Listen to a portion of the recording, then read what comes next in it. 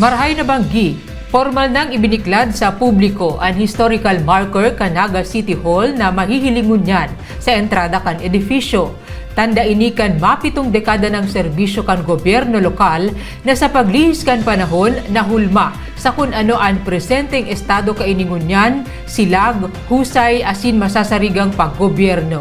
Alagad aram banindo na haros sarong dekada makalihis kan formal na inaugurasyon kan enot na gobyerno lokal kan Naga, napuunan ang konstruksyon kan Naga City Hall taon 1959.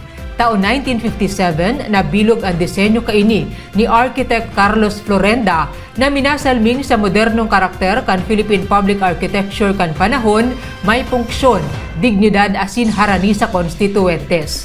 Ang loting kinatutugdukan kan edificio sa J. Miranda Avenue, Barangay Concepcion Pequeña, porsyon pa kan City Heights Subdivision na ipigdonar sa gobyerno lokal kan 1954. Enot ng pigkontestar ang legal na pagsasadiri kaini hasta pinalmenteng ginana kan gobyerno lokal sa ipinaluwas na desisyon kan Korte Suprema kan nakaaging taon.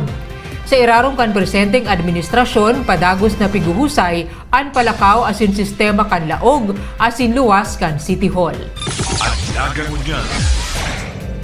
Ika, ako, kita, at Naga. Antabayan ang iba pang impormasyong may kinaaraman sa lambang na genyo, ang Naga Ngonian. Sangaran kan sa kuyang pag-iriba sa Public Information Office na pinamamayuhan ni Jason Nyola. Ako si Riza Mostar Santos. Diyos mabalos.